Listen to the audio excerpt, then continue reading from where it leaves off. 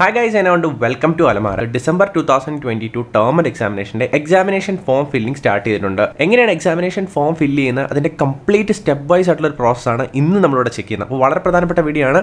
examination form fill ചെയ്യാൻ താൽപര്യപ്പെടുന്ന എല്ലാ ആളുകളും കണ്ടിരിക്കേണ്ട വളരെ പ്രധാനപ്പെട്ട ഒരു വീഡിയോ ആണ്. ലാസ്റ്റ് വരെ കാണാൻ മറക്കരുത്. അലമാരയിൽ നിങ്ങൾ ആദ്യമാണെങ്കിൽ തീർച്ചയായിട്ടും ചാനൽ സബ്സ്ക്രൈബ് ചെയ്യുക. ഇഗ്നോയുടെ കംപ്ലീറ്റ് ഇൻഫർമേഷൻസ് അറിയാൻ ചാനൽ മാത്രം നോക്കിയാൽ മതി. ഇഗ്നോയായിട്ട് നിങ്ങൾക്ക് ബന്ധപ്പെട്ട എന്ത് സംശയം ഉണ്ടെങ്കിലും ഡയറക്റ്റ്ലി നമ്മളുമായിട്ട് സംസാരിച്ചുകൊണ്ട് നിങ്ങളുടെ ക്ലാരിഫിക്കേഷൻസ് എടുക്കാൻ സാധിക്കുന്നതാണ്. എങ്ങനെയാണ് വിളിക്കുന്നത്? ഡിസ്ക്രിപ്ഷനിൽ ലിങ്ക് കിടപ്പുണ്ട്. ലിങ്ക് നോക്കി call me for app through നമ്മളുമായിട്ട് കണക്ട് ചെയ്യാൻ സാധിക്കുന്നതാണ്. ഇവിടെ guide lines and instructions four submission of online examination for December 2022 TE എന്ന് പറഞ്ഞിട്ടുണ്ട്.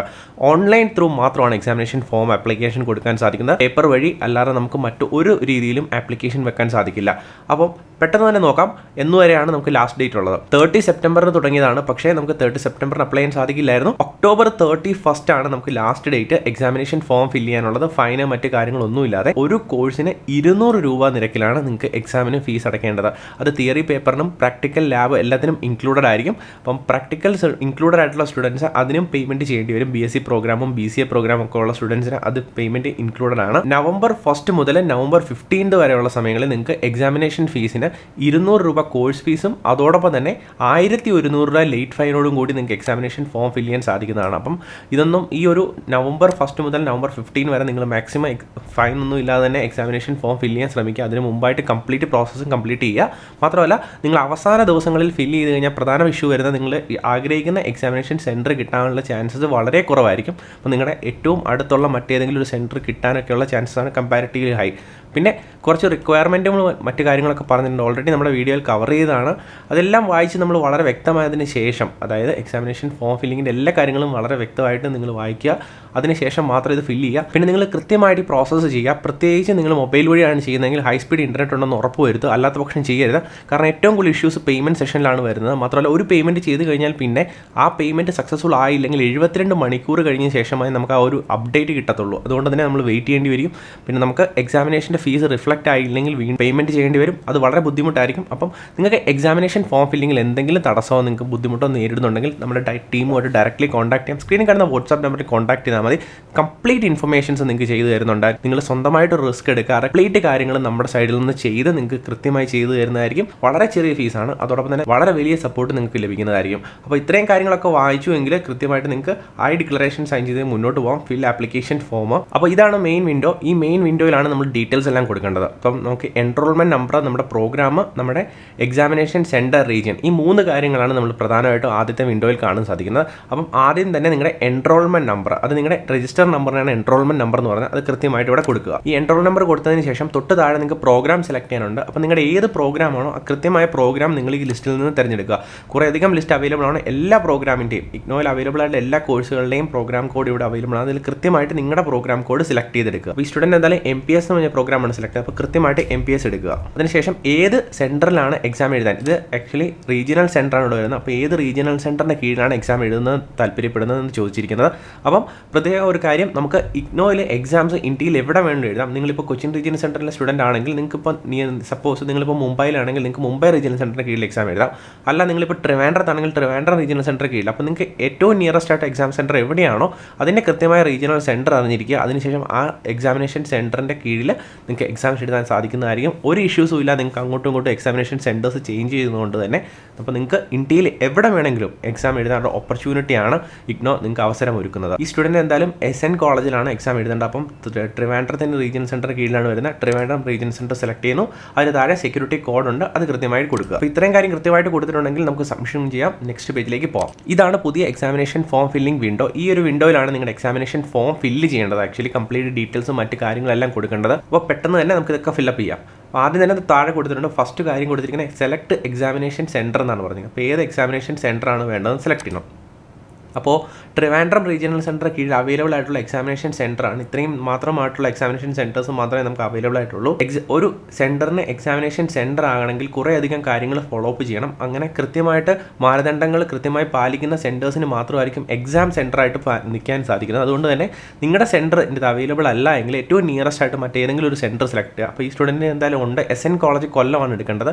അപ്പം SN കോളേജ് 1413 സ്റ്റഡി സെൻറ്റർ കോഡുള്ള SN കോളേജ് കൊല്ലത്തിൽ സ്റ്റുഡൻറ്റ് എക്സാം എഴുതാൻ തീരുമാനിച്ചിരിക്കുകയാണ്. എന്തായാലും അവിടെ നമുക്ക് അവൈലബിൾ ആണ്. എക്സാമിനേഷൻ സെൻറ്റർ ചൂസ് ചെയ്യാം. അതിന് താഴെ അഡ്രസ്സ് കൊടുത്തിട്ടുണ്ട്. അതായത് സ്റ്റുഡൻറ്റിൻ്റെ അഡ്രസ്സാണ്. ഇതിൽ എന്തെങ്കിലും ചേഞ്ചസ് വരുത്തണമെന്ന് ചോദിച്ചിട്ടുണ്ട്. ഇൻ കേസ് ചേഞ്ചസ് വരുത്തണമെങ്കിൽ വരുത്താം, അല്ലാത്ത പക്ഷം മുന്നോട്ട് പോകാം. ചേഞ്ചസുകളൊന്നും വരുത്തണ്ട. അതിന് താഴെ ഡേറ്റ് ഓഫ് ബർത്ത്. ഈ ഡേറ്റ് ഓഫ് ബർത്ത് ഡീറ്റെയിൽസ് ഒക്കെ നിങ്ങൾക്ക് കൃത്യമായിട്ട് കൊടുക്കാൻ ശ്രദ്ധിക്കുക. കാരണം ഇത് നിങ്ങളുടെ ഹോൾ ടിക്കറ്റിൽ വരുന്നതാണ്. ക്രോസ് വെരിഫിക്കേഷന് വേണ്ടി ഈ കാര്യങ്ങളൊക്കെ ഉപയോഗിക്കപ്പെടുന്നതായിരിക്കും. അപ്പം കൃത്യമായിട്ട് നിങ്ങൾ എക്സാമിനേഷൻ ഫോം ഫില്ല് ചെയ്യാൻ ശ്രദ്ധിക്കുക. ഇൻ കേസ് നിങ്ങൾക്ക് എന്തെങ്കിലും സപ്പോർട്ട് വേണമെങ്കിൽ സ്ക്രീനിൽ കാണുന്ന വാട്സാപ്പ് നമ്പറിൽ കോൺടാക്ട് ചെയ്താൽ മതി. നമ്മുടെ ടീം നിങ്ങളെ ഹെൽപ്പ് ചെയ്യുന്നതായിരിക്കും. പിന്നെ നമ്മുടെ ജെൻഡർ സെലക്ട് ചെയ്യുക. ഇമെയിൽ ഐ ഡി നിങ്ങൾക്കിപ്പോൾ നിലവിൽ ആക്റ്റീവ് ആയിട്ടുള്ള ഇമെയിൽ ഐ ഡി ഉപയോഗിക്കുക. അതായത് നിങ്ങളുടെ ഇൻറ്റിമേഷൻസും മറ്റ് മെയിൽസൊക്കെ റിസീവ് ചെയ്യാൻ സാധിക്കുന്ന ഇമെയിൽ ഐ ഡി വേണം നിങ്ങൾ കൊടുക്കാൻ വേണ്ടി. ഇൻ കേസ് നിങ്ങളുടെ പ്രൊഫൈലിലെ ഇമെയിൽ ഐ ഡി ആയിട്ട് വ്യത്യാസം ഉണ്ടെങ്കിൽ സാരമില്ല. ഇപ്പോൾ നിലവിൽ ആക്റ്റീവ് ആയിട്ടുള്ള ഇമെയിൽ ഐ ഡി മാത്രം ഇവിടെ കൊടുക്കാൻ ശ്രദ്ധിക്കുക. അതോടൊപ്പം തന്നെ നിങ്ങളുടെ മൊബൈൽ നമ്പർ നിലവിൽ ആക്റ്റീവ് ആയിട്ടൊരു മൊബൈൽ നമ്പർ കൊടുക്കുക. അത് നിങ്ങളുടെ പ്രൊഫൈലുള്ളത് വേണമെന്ന് തന്നെ നിർബന്ധമില്ല. അപ്പോൾ ഇത്തരം കാര്യങ്ങൾ നമ്മൾ കൃത്യമായിട്ട് കൊടുത്തതിന് ശേഷം PWD കാൻഡിഡേറ്റ്, അത് നിങ്ങൾക്ക് എന്തെങ്കിലും ഹാൻഡിക്യാപ്ഡ് ഉള്ള വിദ്യാർത്ഥിയാണോ എന്നാണ് ചോദിച്ചിരിക്കുന്നത്. അപ്പോൾ കാര്യങ്ങളൊന്നും ഇല്ലെങ്കിൽ നോ കൊടുത്ത് മുന്നോട്ട് പോകാം.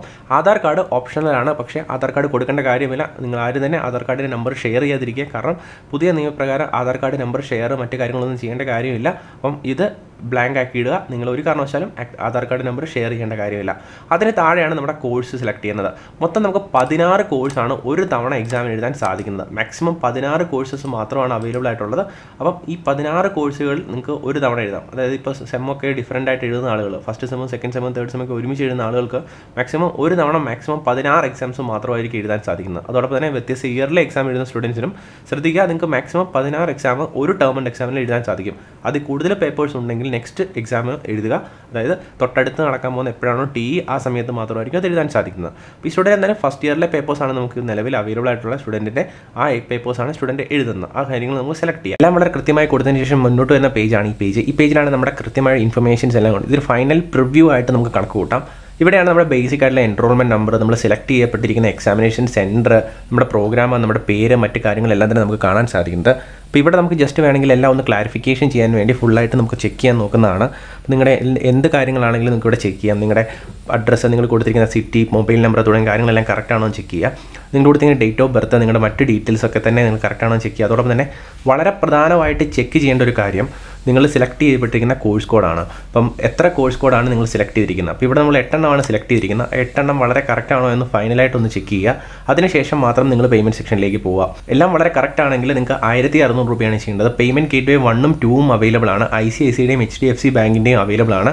സെലക്ട് എനി പേയ്മെൻറ്റ് ഗേറ്റ്വേ എന്ന് പറഞ്ഞിട്ടുണ്ട്. അപ്പം ഏതെങ്കിലും ഒരു പേയ്മെൻറ്റ് ഗേറ്റ്വേ എടുത്ത് നിങ്ങൾക്ക് മുന്നോട്ട് വന്ന ശേഷം നിങ്ങളുടെ സൈഡിൽ നിന്ന് പേയ്മെൻറ്റ് ചെയ്ത് നിങ്ങൾക്ക് കംപ്ലീറ്റ് ചെയ്യാൻ സാധിക്കുന്നതാണ്. പേയ്മെൻറ്റ് സക്സസ്ഫുൾ ആയിട്ടുണ്ടെങ്കിൽ നമുക്ക് ലഭിക്കുന്ന ഒരു പ്രിൻ്റ് ഔട്ടാണിത്. ഈ പ്രിൻ്റ് ഔട്ട് ആയിരിക്കും നമുക്ക് ഫൈനലായിട്ട് വരുന്നത്. ഇതൊരു അക്നോളജ്മെൻറ്റ് മാത്രമാണ്. ഇത് എക്സാമിനേഷൻ്റെ ഫൈനൽ ഹോൾ ടിക്കറ്റോ മറ്റ് കാര്യങ്ങളോ ഒന്നും തന്നെയല്ല. ഇവിടെ പ്രത്യേകം പറഞ്ഞിട്ടുണ്ട് it is only an acknowledgement. അതായത് hall ticket will be uploaded 10 days before the examination. ഇതിൽ നിങ്ങളുടെ QR കോഡോട് കൂടിയ കാര്യങ്ങളാണ് നിങ്ങൾക്കുള്ളത്. നിങ്ങളുടെ എൻറോൾമെൻറ്റ് നമ്പർ, നിങ്ങളുടെ പേര്, നിങ്ങൾ സെലക്ട് ചെയ്തിരിക്കുന്ന എക്സാമിനേഷൻ സെൻറ്റർ, സെലക്ട് ചെയ്തിരിക്കുന്ന കോഴ്സ്, അടച്ചിരിക്കുന്ന എമൗണ്ട്, മറ്റ് ഡീറ്റെയിൽസ് എല്ലാം തന്നെ ഇവിടെ കൊടുത്തിട്ടുണ്ടായിരിക്കും. അപ്പോൾ ഇത്രയാണ് വളരെ ഈസി ആയിട്ട് നിങ്ങൾക്ക് എക്സാമിനേഷൻ ഫോം ഫില്ല് ചെയ്യാൻ സാധിക്കുന്നത്. അപ്പം പ്രത്യേകം ശ്രദ്ധിക്കുക, ഈ എക്സാമിനേഷൻ ഫോം ഫില്ല് ചെയ്യുമ്പോൾ എവിടെയെങ്കിലും നിങ്ങൾക്ക് എന്തെങ്കിലും പ്രോബ്ലംസ് തോന്നിയിട്ടുണ്ടെങ്കിൽ നിങ്ങൾ ദയവായിട്ട് കണ്ടിന്യൂ ചെയ്യരുത്.